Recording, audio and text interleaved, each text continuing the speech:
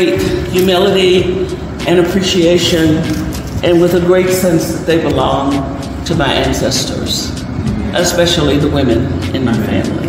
Thank you.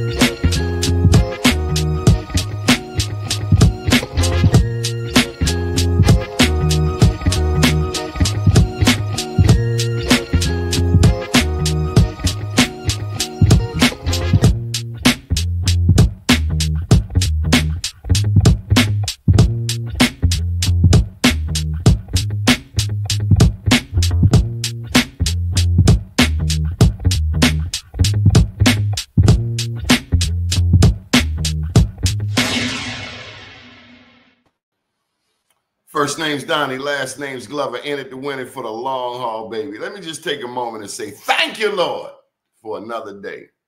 Woke us up this morning, put us on our way, and for these things, we are grateful. I'm also grateful for these 3 books that I've written over the past, 9 years, working on a 4th one. And in this first one, probably all of them, I get to talk about this one group of sisters who have been there going back to around 2002 when I first got started. Ray Haysbert was still on the scene. And I remember Odessa Hopkins being around. I remember being up at the Greater Baltimore Black Chamber of Commerce. They had a meeting up at the Forum. That's really the culminating event. The group is called Sisters4Sisters Network Incorporated. And don't get it twisted. Don't get it twisted, because they got this lady, this head honcho named Peggy Mars. And I swear that lady carried a straight razor. She carried a straight razor and a Bible. Anyway, to help me bring on, Lord Dorsey, do you know this lady named Peggy Mars? Yes, I absolutely do, Doni. Is she gangster or what? Come on now, I'm not going to say that about Madam President. Oh, so you ain't going to tell me about the straight razor and the Bible in her pocketbook? No, Doni, she from Baltimore. Are you crazy? I know better. Hey, don't get it twisted. She give you one of them looks, and it's like your mother and your grandmother and every mother before that was looking at you. I knew you didn't just do that. Oh my God. Show how you doing. As a matter of fact, she's been so supportive that she taught me StreamYard.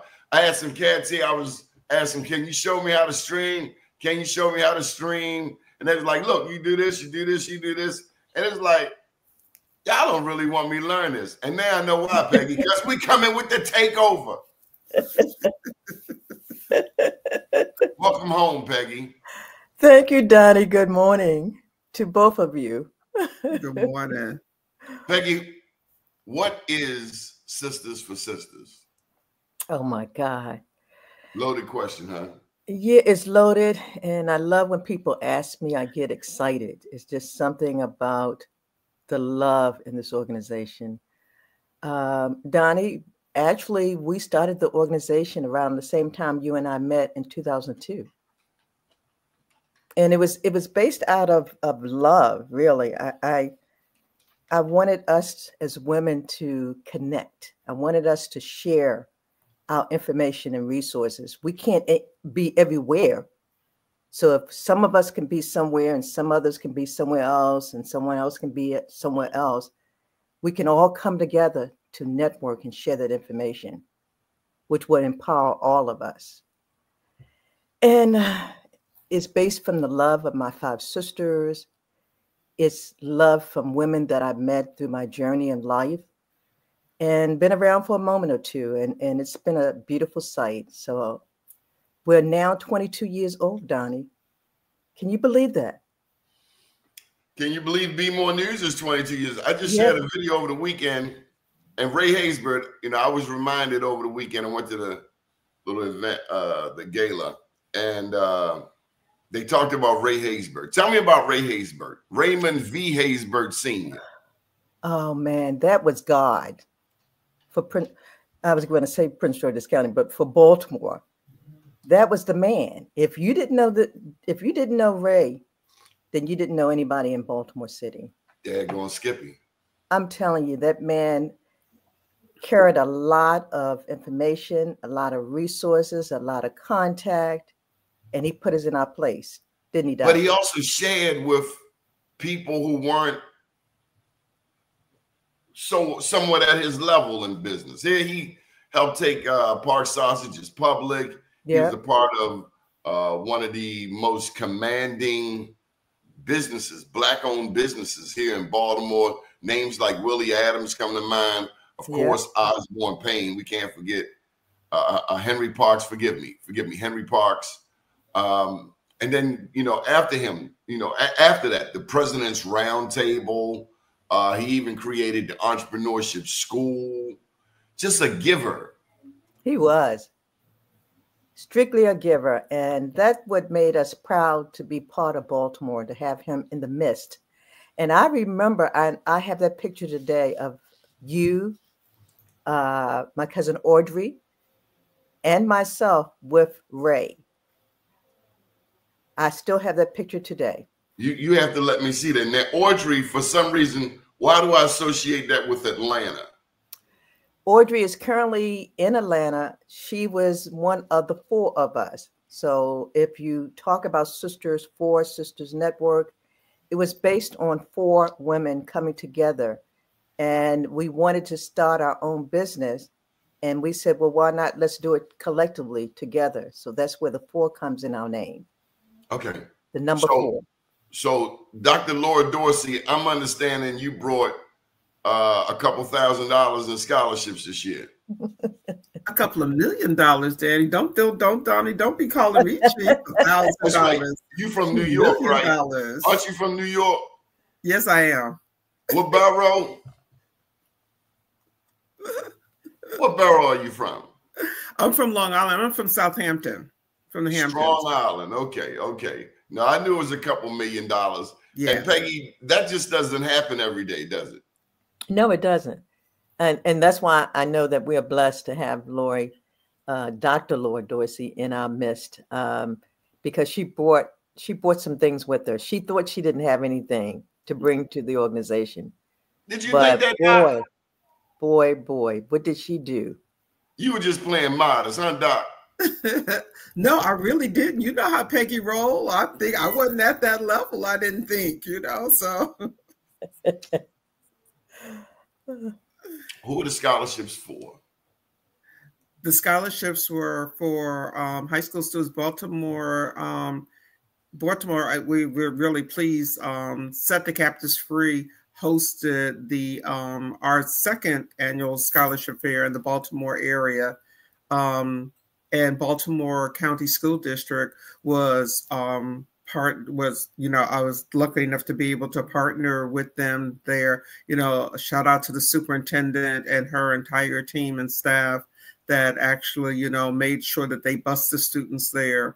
We had about 25 colleges and universities that were handing out scholarships to qualified students. So if a student walked in and they had the necessary prerequisite GPAs, SAT scores, all of their paperwork that they needed, they were able to speak directly with the college representatives. And if the 2 matched, the college representatives were able to offer them a scholarship on the spot. So we ended up having over 300 and about 20 some odd students, and the colleges facilitated about $16.4 million in scholarship offers to those students. Dr. Laura Dorsey, I want to get specific here for a second. I'm troubled when I hear people saying not everybody's made for college. I think more people are made for college than we are sometimes willing to accept. I know there are students out there that struggle with reading, with writing, with math. I understand that they're not teaching cursive in high school, but I've seen cats ride one-handed up Pennsylvania Avenue, popping a wheelie, turned around backwards through traffic and never hit anything. And you're going to tell me that that brilliant mind can't sit on a college campus. Do you buy that?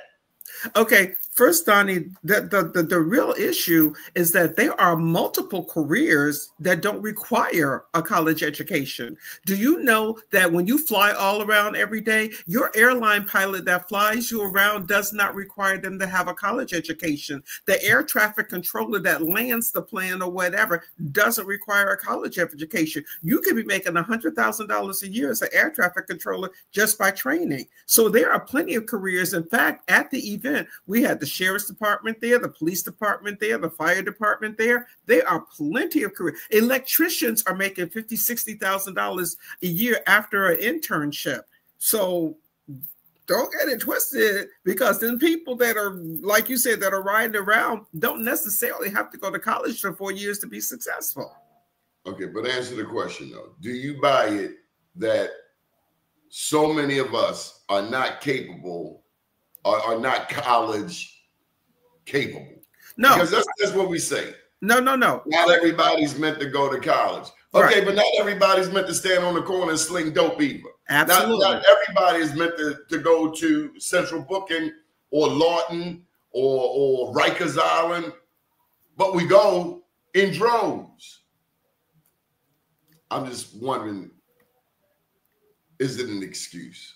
Okay. No. And Doni, I agree that I think that even for those people who are, you know, they're going to careers or whatever that don't necessarily require a college degree, I do feel like there's some college education necessary, because here's the biggest thing is that just because you're an electrician or anything else, at some point, if you want to start your own business, you need to understand the business aspect of starting your own business. You need to understand the finance, because here's what's happened. We've got all of these athletes or whatever who lose millions of dollars because they can't even count. They can't even do their own financing, their own bookkeeping. They can't hire their own lawyers or whatever. So even if you want to be in music or electrician or whatever, if you want to start your own business, you need to understand how to use QuickBooks. You need to understand how to count. You need to understand how to read a contract.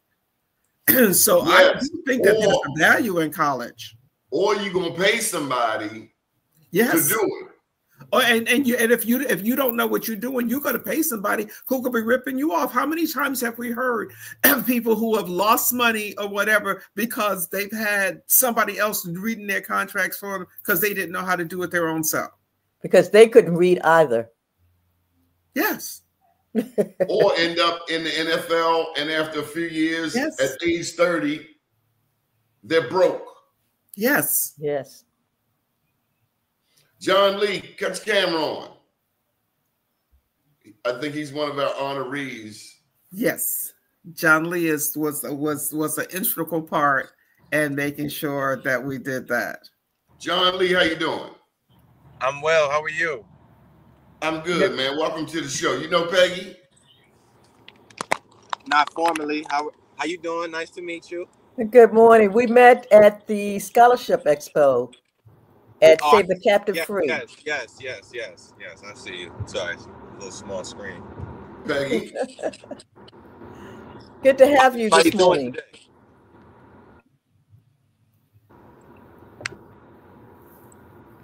Peggy, you want to proceed? No, I was just saying good to have him with us this morning. Yes, ma'am.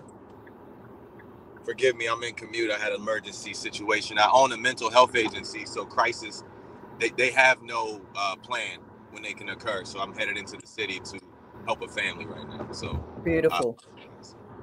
Beautiful. But Laura, take a moment and introduce John.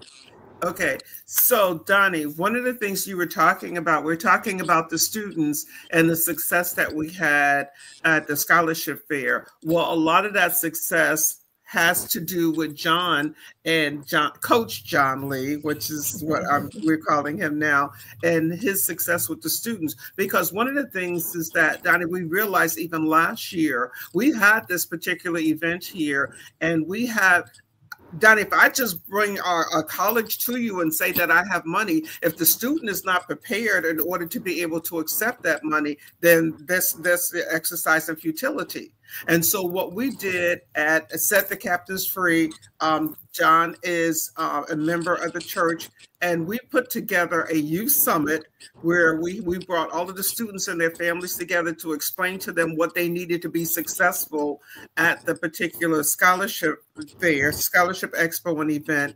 And then John and I, mostly John, and I put together a boot camp of students. So for 4 weeks after that summit, we met with the students every Saturday, Thursday, and Saturday. And we met the students and their parents to drill with them what they needed to dress, what they needed to look like, how to make sure that their essay was correct, and how to make sure, you know, that they knew what particular career. And so we have created an entire curriculum that we're going to use as a boot camp that we're going to be able to take and expand into the Baltimore as well as the Prince George's area with our you know, organization that's a national organization, because we know that a better prepared student is a student that's more successful and more inclined to be able to get more scholarship offers and whatever. And here is, at the end of the day, we know that a student who stands there and says, I can get a scholarship offer, has that much more confidence to be successful and not be on the corner or doing whatever it is that you said that they could be doing. Where you from, John? John, Cleveland, Ohio. Ohio? Yes, sir. Cleveland, Ohio.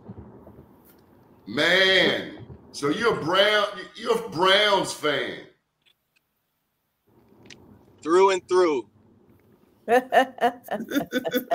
know, when the Ravens play the Browns, that's a grown man's fight. Oh man, listen, it's definitely layered. It has some historical context for sure.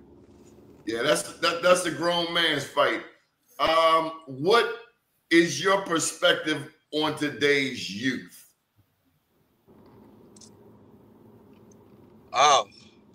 I think that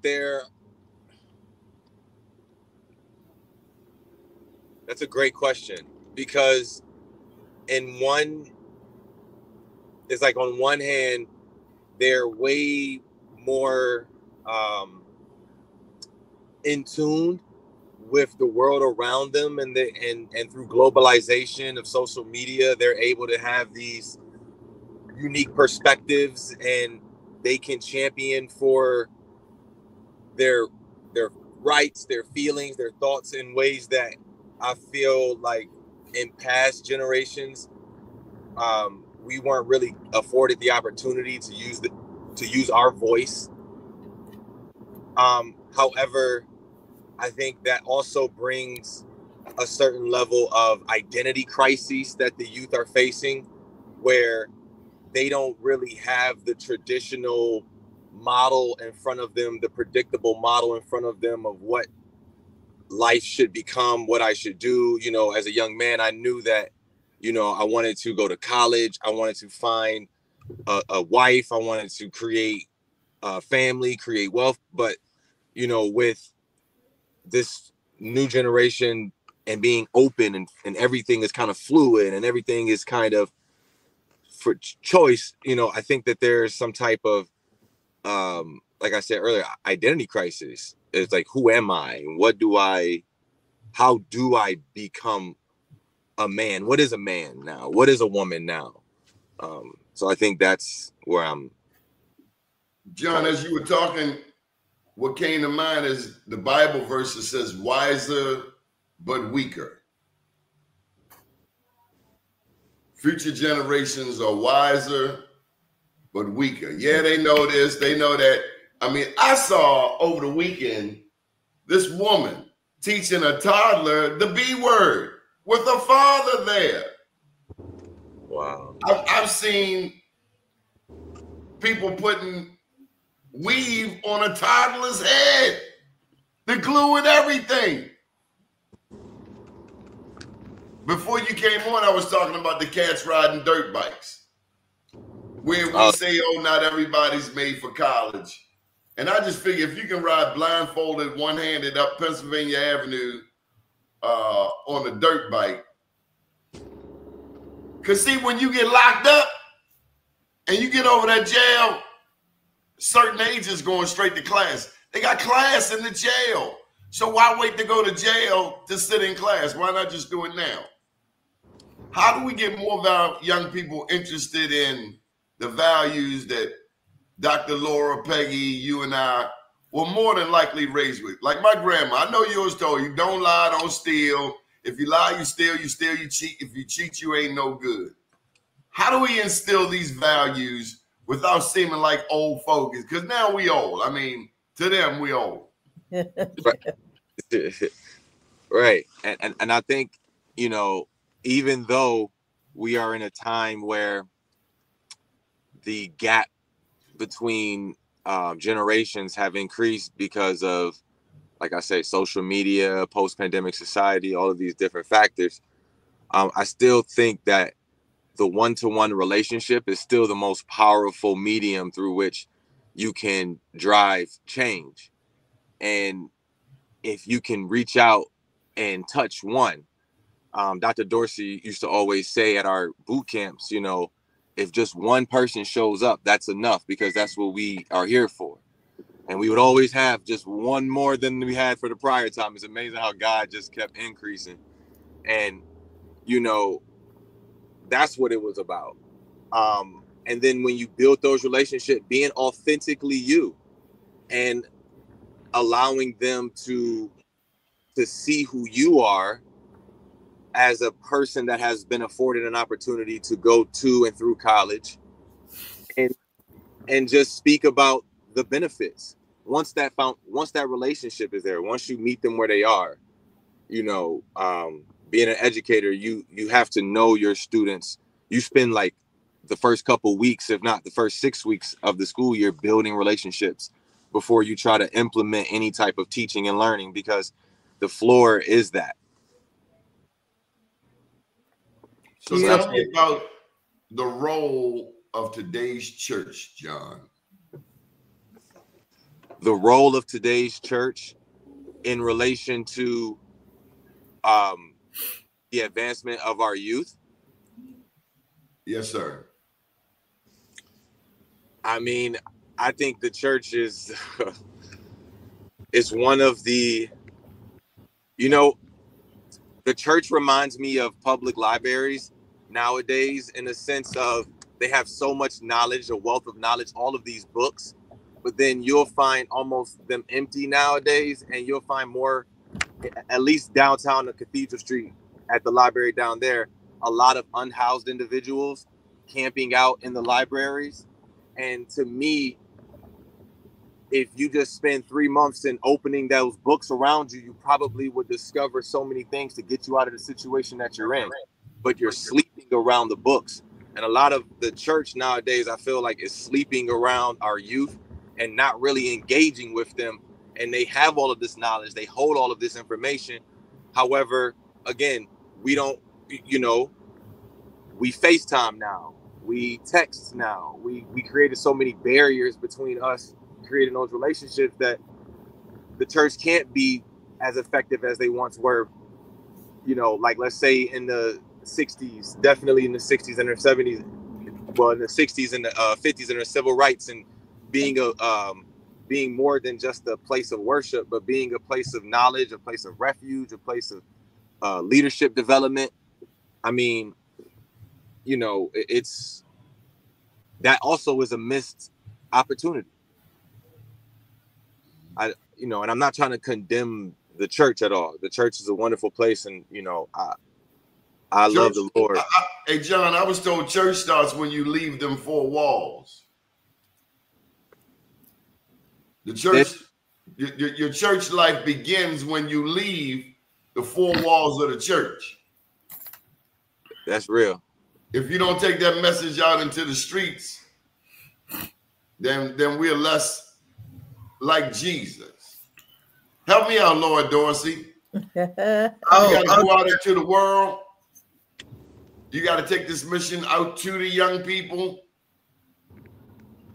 And Doni, that's exactly what Coach Lee has done. We sat down and had lunch, and he talked to me about the vision, and he said, you know, he said the same thing to me at 70 that we were asked a 20-year-old, where do you see yourself in 5 years? And I said to him, I'm old. In 5 years, you know, at 70, I'm going to be 75. What I want to leave is a legacy. What I want to leave as a legacy is a group of students who are behind me, whose lives that we have changed. And once he saw that, him as a younger person said, okay, fine, we can help build a legacy. So Peg and I know that we're here and we've been successful, but it's our responsibility to pay it forward. And my responsibility to pay it forward, I'm looking at Coach John Lee, who is meeting these kids at this social media arena where I may not necessarily be at. He can speak that language where I necessarily cannot speak it at 70. I have no desire to be an Instagram, TikTok aficionado, but I do know that if we're going to reach those students, I need somebody who does. Tell them. We can be successful. Okay, Coach, any advice on dealing with our young men? With our young men, good morning. Good morning. Yes, you're a mental health expert.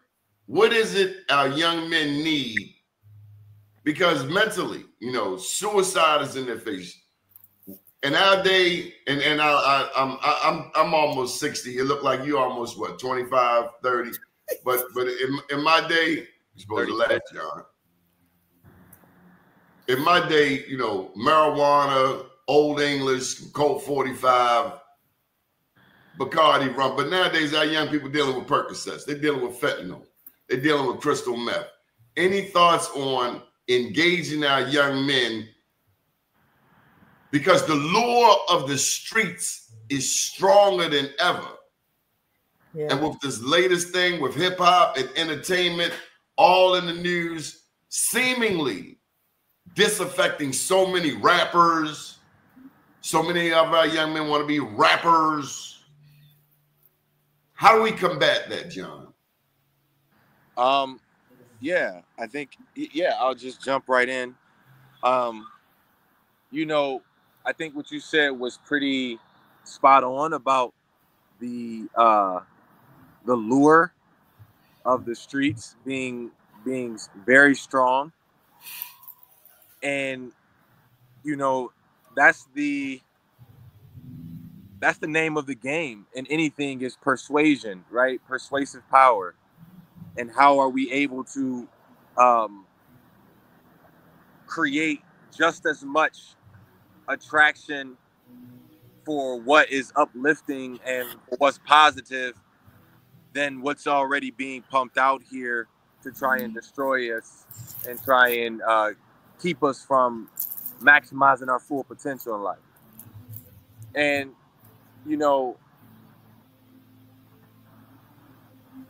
this is the problem, not the problem, but this is my theory about mega churches and why they struggle. When you get too big, you lose the common touch and you lose that ability to, again, build the relationship. Most children who are doing these things, most young men who are doing these things are dealing with, I would be willing to guess that they have some male or absence of a positive male role model in their lives. And truly, you know, mentoring to me is the only way to help walk somebody down a continuum of change. Because like you said, it's too attractive. I mean, sugar is an addictive substance, and when you first get sugar, it feels good, you know, but continual use of it, once you know the detriments about it, you start to kind of manage it in a different way. But that's only when you're ready to be susceptible and open to that knowledge and understanding.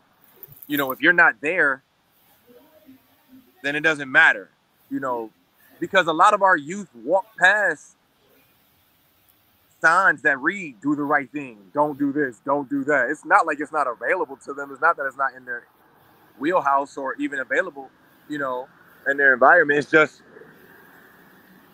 again, nobody is holding them accountable, which is the power of a mentor. And there's so many adults out here that can create those relationships, but you know, that takes time and resources and things like that. John, I'm gonna pull the kid gloves off.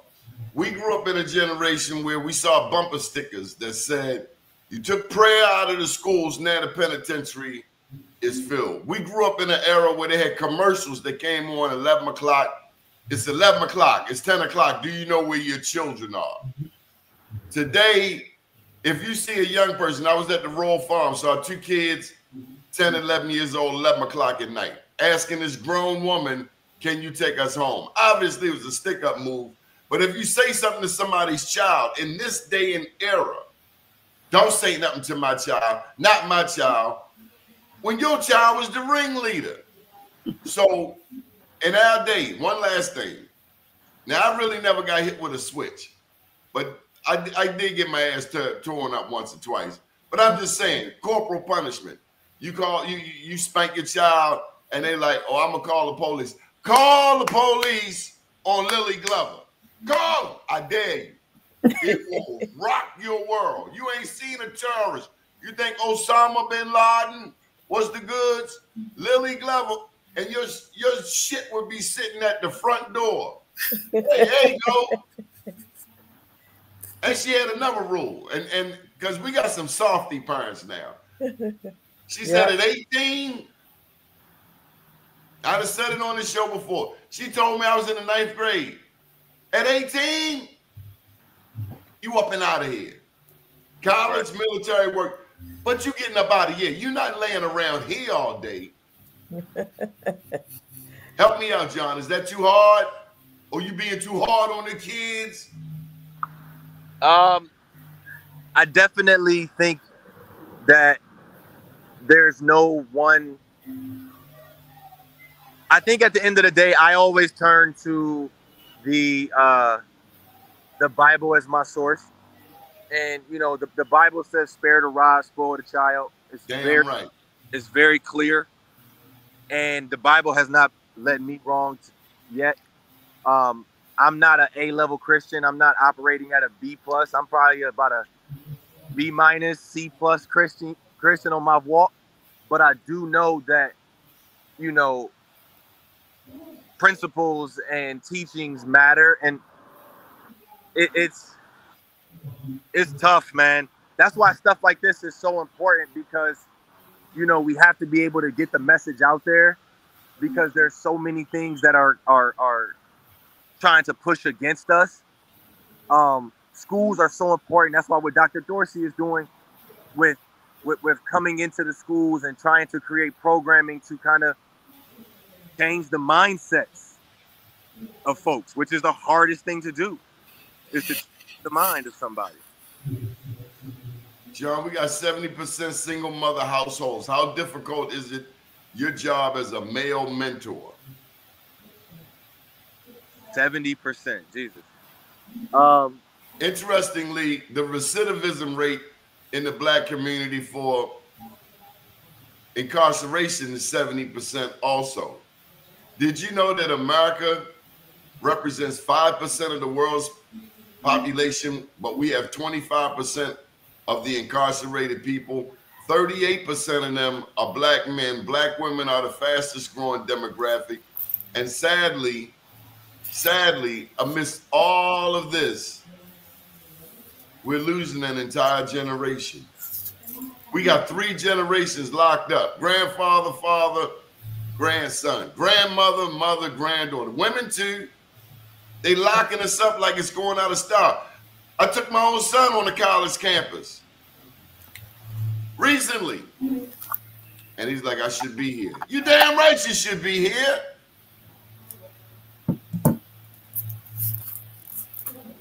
Yeah, it's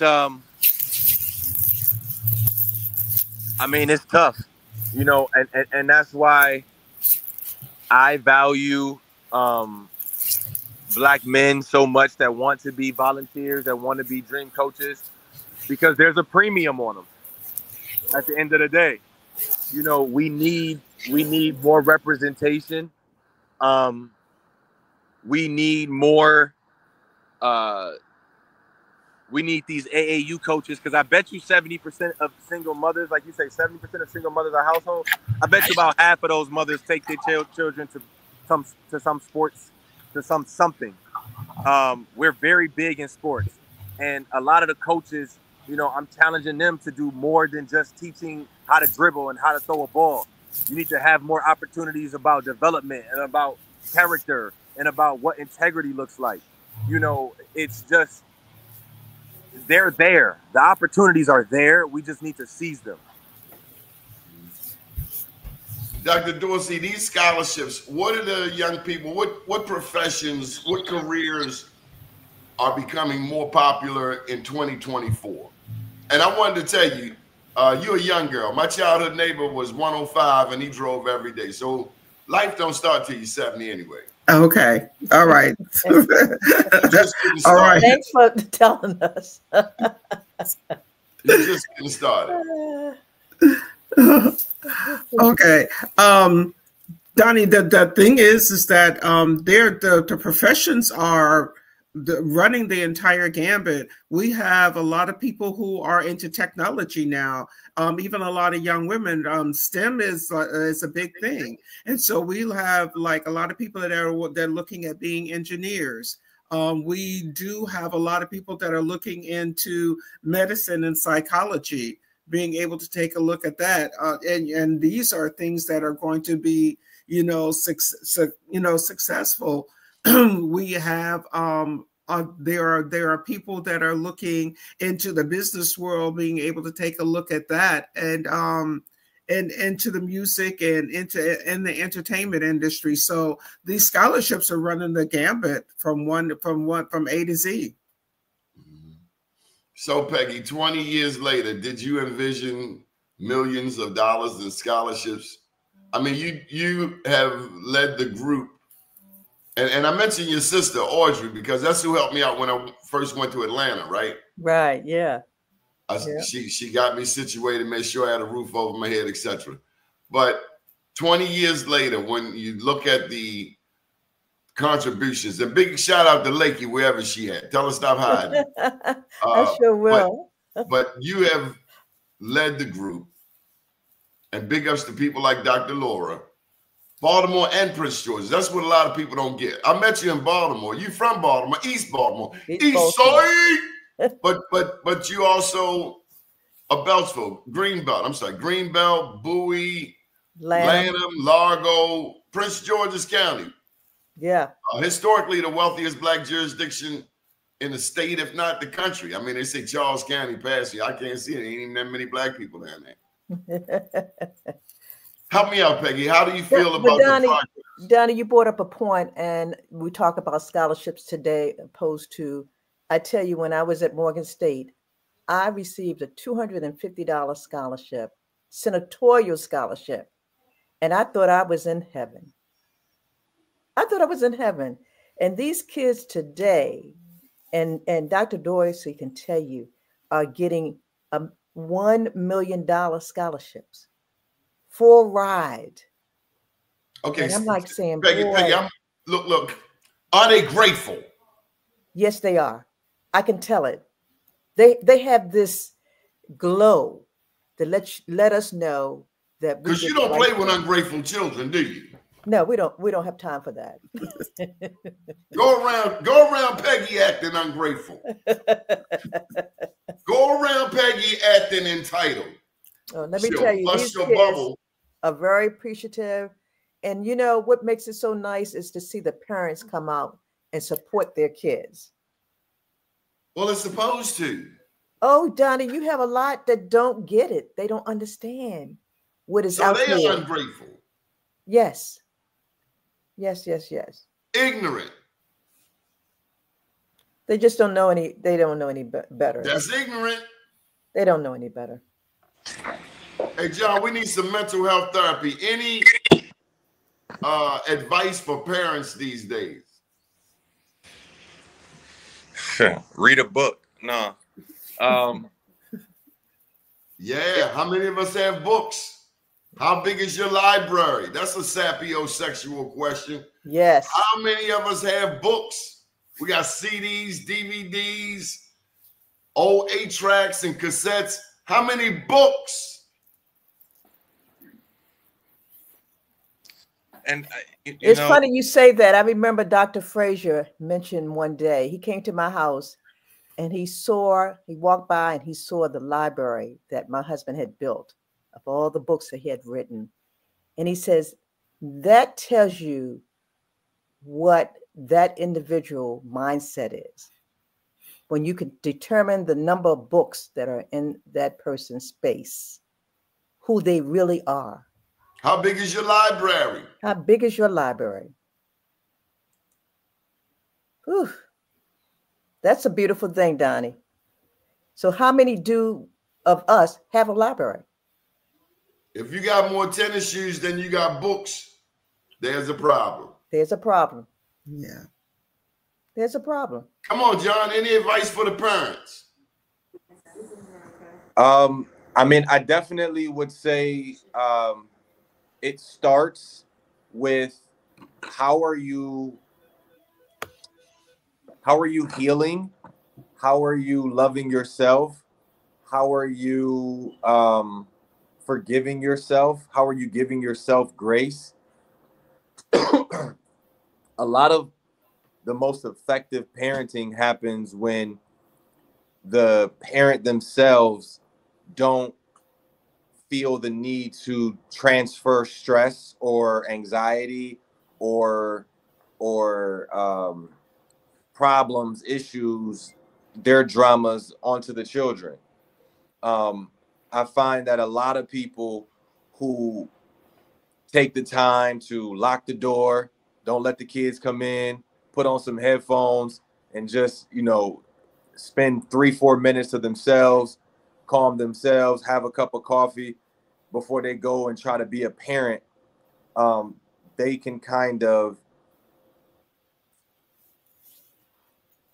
not allow certain things to bother them as much and allow their children to be children, which will create more peace in the home.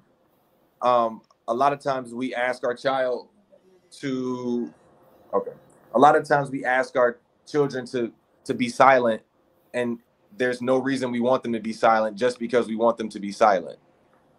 But that's because we're stressed out and noise feels like it's hard to manage. It's hard to manage being in control. So I would say self-love. If 70% of households are ran by single women, and that means that there are a lot of women out here that don't have nobody to tap out, that don't know how to share the load with, that don't have nobody to balance out discipline, right? Usually one parent is tough and the other parent can kind of soft. And one parent is soft, the other parent is kind of tough. They can kind of balance out. But when you're by yourself, you don't have that. So you have to be very mindful about how you're replenishing yourself and restoring yourself, because dealing with crises and raising a child is difficult. And if your mind is not you can hop on us right here. They're on the interview. If your mind is not centered and grounded, then a lot of the things you want to avoid with your child, you will be bringing on to your child. Anger and hostility and poor communication. So, and I get it. It's tough. I'm working 12 hours or I'm not working. I'm looking for a job. Ain't nobody trying to hire me. I got, bills. I'm behind in rent. I don't have no money and all that stuff. But with all that's being said, it is well within your control to do deep breathing, right? To inhale for 4 seconds, hold for 4 seconds, and then breathe out of your mouth for 4 seconds. And doing that for 4 to 5 cycles. And that calms down your parasympathetic nervous system, which allows you to kind of think. It allows you to to be able to make good choices. Yeah, because, you know, we got to left foot, right foot this thing. It's not at every level. It's not easy. So, John, I understand that you're one of our honorees for December the 5th. You're receiving the Joe Mann's Black Wall Street Award. I mean, Dr. Dorsey mentioned something, but you're the kind of the first person to like say something like that. So that's very John, we celebrate black entrepreneurs and professionals, as well as the people who support them regardless of race. We've honored over 2,700 individuals in 9 cities. And we started, Be More News, that is, started with Sisters for Sisters doing this in Washington, D.C. around 2011 at Busboys and Poets. So we'll be honoring you on December the 5th in Baltimore, and the details are scrolling across the bottom there. Peggy, while he's reading that, I wanted to ask you, what is the significance of your husband, whom we rarely see, to Sisters4Sisters Network Incorporated? Oh, you muted. You muted. You muted.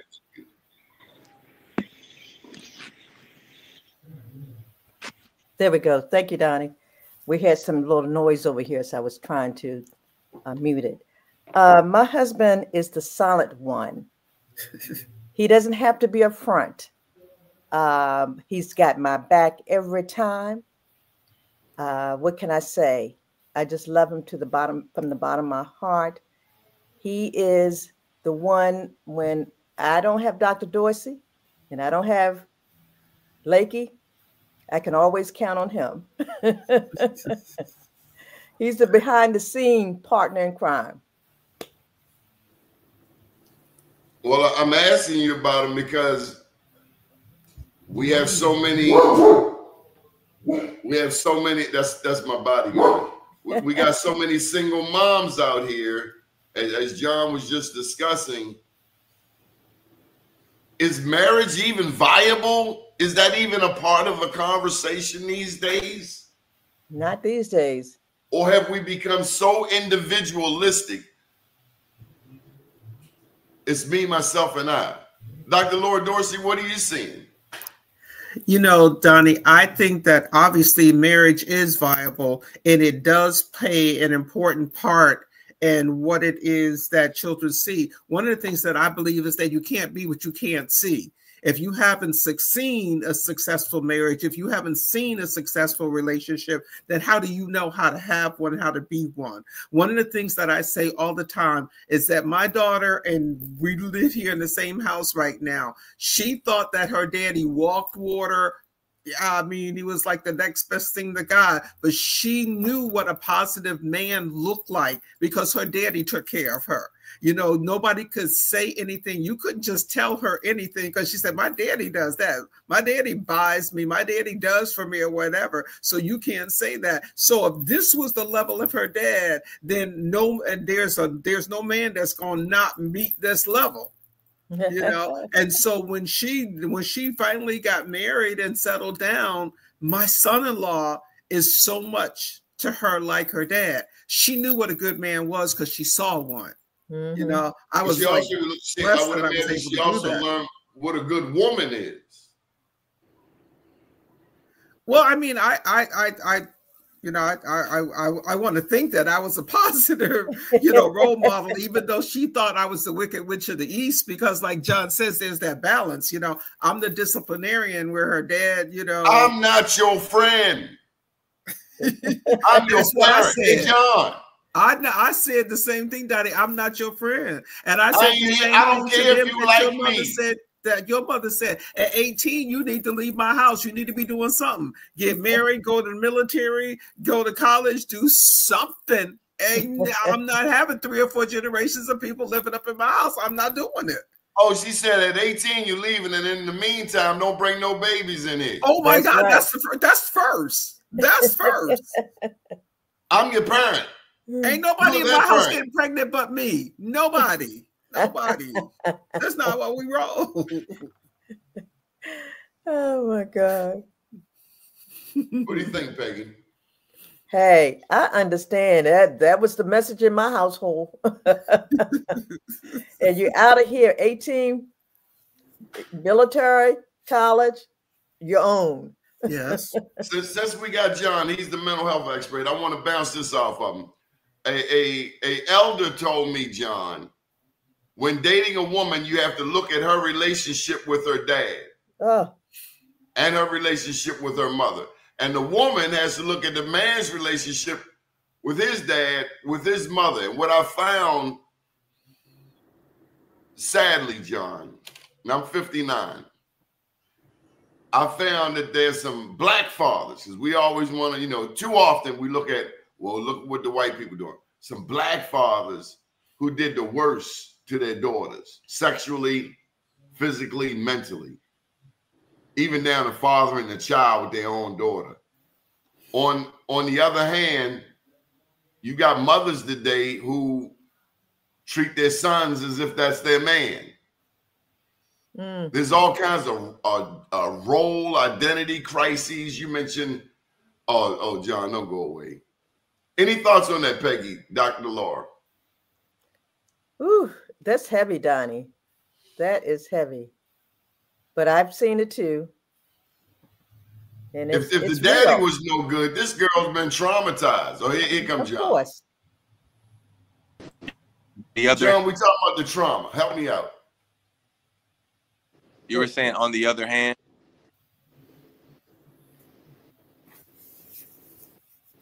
Did we lose Donnie? Mm-hmm. Go ahead, John. You can take it from here. Yeah. So, I mean, for one, I think that anybody who has experienced any type of inappropriate relationship, any type of adverse negative feelings, I implore you to please reach out. 988 is a hotline. You can call 911 if you feel unsafe, because it doesn't matter if they're, like you said, a father, a mother, or a stranger, or a family member. Like, a child's body is important, a person's body is important, and the coercive power that a parent has over their child is definitely something that we sometimes take for granted as parents, knowingly and unknowingly, and we need to really be mindful of how much power we carry. And you know, it's an epidemic, the absence of black fathers. My father wasn't in my life.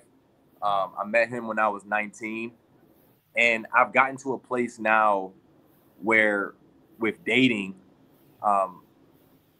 I started to reflect on certain things and just do that shadow work of, why am I making these choices? Why did I do this? Why did I react in this way versus this way? And you have to reparent yourself. You know, you have to take knowledge of what's best practices, forgive your parents, forgive what happened, and just start to reparent yourself. And you know, that's tough work to do, but once you do it, it's so freeing on the other side. Beautiful. Forgiveness, that's a tough thing. Hey, John, I can talk about a lot of things. Forgiveness, I don't know. I don't know if Peggy can talk about forgiveness, because if she get mad at you, Negro, hey, dude, you might as well just go on break. And I ain't gonna lie, I don't forget. You should stop it. I don't forget. How do we forgive, John? Any thoughts, any advice on forgiving? And look, if I do forgive you, that don't give you license to do it again, because now we got a problem. Now it's a pattern. Yeah. Yes, sure. And I think that's the hard part. I think that's the work.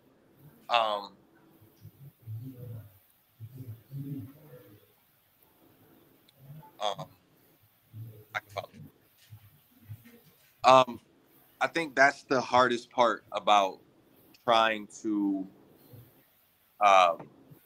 heal, is that the more you open up to yourself, to that healing process, the more feelings that you're going to start to feel, the more emotions are going to start to come out, the more vulnerable you'll have to be. And a lot of people want to run away from that work, especially if it doesn't come natural, or if you grew up in a household where people didn't really give you space to express yourself. And holding grudges and not forgiving people, it blocks your own blessings. It truly does. And I'm not trying to make it to be a spiritual, religious thing, but I live in a spiritual state. I live in that world. I live my life I try to live my life according to being better than I was yesterday. And I understand that there's a reason why God says, forgive those. I can't bless you if you have things blocked with other people. Probably because we're meant to help other people and serve other people. So when we create grudges and create walls, then we are turning off to the world. That's the problem. It's not about you. And I know that hurts to say, because I can think about some of the most damaging things that can happen to people, like the loss of a child, or somebody losing a lover, or being cheated on, or going from the highest of highs to the lowest of lows. And I have sympathy and empathy for that. And I don't want to be in those situations, but I know that those things will come for me in my life. And I pray that somebody could speak to me and encourage me. And that person won't be able to do that if they got some grudge that they're holding with somebody, because their heart has turned a little cold. So, hurt people until they are healed. Hurt people until they are healed. Yes. Dr. Lord Dorsey, tell me about, wrap this up for me. You're the PhD. What have we accomplished here today? Well, one of the things that we accomplished is a dialogue. I noticed that in some of the posts that you know, people who responded, you know, online to some of the things that we were saying, you know, we had a dialogue today, and this is where it starts, Donnie. If we, like John says, if you can't talk to each other, if we can't talk to each other, how can we talk to our children? And if we can't talk to our children, how do we want to make them better? And if we can't be vulnerable, you know, none of us are perfect, but we want to try to give our students our children the idea that we are perfect. No, we've made mistakes, okay? And if we admit our mistakes and say that we've learned from them, and that, hey, here's the mistake I made. I don't want you to learn from that. John will tell you, when we're working with our students in the boot camp, I will tell them mistakes that I made. I will tell them that I'm not perfect. I will tell them that, here, you know, that I'm trying to get you to learn from me. And it starts with a conversation.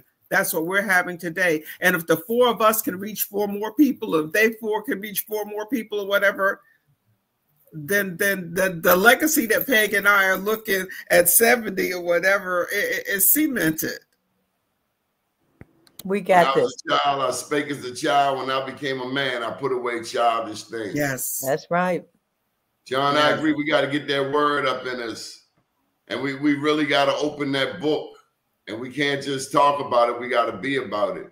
Bob DeShield, who is an attorney here in Baltimore, he said a lot of us, we're caught up trying to get into rooms, the same rooms where Jesus kicked over the table, the money table.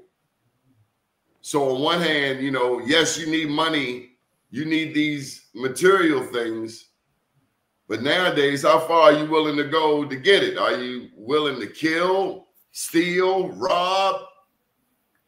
For me, myself, and I think one of the big things we lost is that communalism. You talked about the 60s, John, the coming together. You know, once we were able to move to the suburbs, no more triggers, rats, and roaches, but instead you got bunny, rabbit, deer, and foxes. We got a little new. We figured we didn't have to fight for our community anymore. Got a little snooty. I'm an AKA. I'm a Kappa. I'm a Mason. I'm an Elks. I've arrived. and then you got these people saying, well, we're not monolithic. When the racists were coming up against us on horseback with hoods on, we were very monolithic. When the police pull you over, whoop, whoop, whoop, every black person get the same damn feeling in their gut. That's monolithic. Yes. Oh, we're not monolithic. I live in Bowie and you live in East Baltimore. Yeah, yeah. Whoop, whoop. We got to wrap it up, folks. Doni, just a thing to wrap up, okay? Along your bottom line, we've got the wrong Sisters for Sisters, so we don't want Peg to pull out the racial for you. Oh, my it's Sisters God, for Sisters Network. It is the wrong organization. Please. Oh, stop, God. I was ready, Laura. Let me tell you, I was ready to pull out my knife. I was trying to get to him before you did. I was trying to help him out. Thank you, Peggy. I'm gonna meet you. I was pulling my knife out. John is one of the mistakes we'll make. There you go. Let me help him out. Sisters4Sisters Network. Oh God, lady, Jesus, Mary, chosen, Abraham. Sheesh. Oh damn! After 20 years, is that right? Yeah, you got it, Doni. Oh, hallelujah. Okay, I ain't gonna say no more. Sisters4Sisters Network Incorporated. That's Peggy, it. we will see you on December the 5th. Matter of fact, I'm gonna give John the final word. Go ahead, Minister. You got the final word, and you gotta end this off with prayer, John. Oh wow! Thank you for such an honor. I just want to say first and foremost, to just everybody who is going to watch this or is watching this, has watched this. Thank you so much. Your time is the most valuable resource that we have. So for you to be able to give it towards the advancement of our people, just know that that's not overlooked, and it can't be overstated how much that means. So thank you for that. And just bow our heads, Lord. Thank you for just who you are. Thank you for being sovereign, God. Thank you for being just the Lord over our lives. Lord, I ask you that everybody that can hear my voice, Lord, that you give them peace and comfort in the storm, Lord. You give them supernatural healing, Lord. You give them a strong vision, Lord. You strengthen that vision. You give it brighter colors. You give it sounds. You give it smells. Give it a texture, Lord, so that they can hold on to it as they navigate through this world that is filled with all types of tests and all types of trials, Lord. But we know that you've seen the beginning and the end. So if you gave it to us, you know that we have the victory, and we will continue to trust you, Lord. And I ask that you watch over my mother, Lord, and heal her body, and heal my Uncle Tony and everybody else that has family members that are ailing, Lord. You touch them and keep us safe, and allow us to be safe. And we touch the children of Baltimore, Lord. Give them peace and comfort, Lord. Give them, reparent them, Lord. Let them know that you are the Father, Lord, that there is no earthly or fleshly being that can replace you, and that if they turn to you, Lord, you will elevate them. And we love you in Jesus' name. Amen. Amen. Beautiful, John. Beautiful. Yes. To God be the glory. Yes. We will see you December the 5th. Mr. Yes. John Lee, Peggy, Dr. Laura Dorsey. Thank you for the millions of dollars in scholarships for our young people. We are truly blessed by this organization. 22 years. To God. Love you, Doni. Love you always. Love you. Thank you, Doni. Pleasure, big brother. Good morning, world.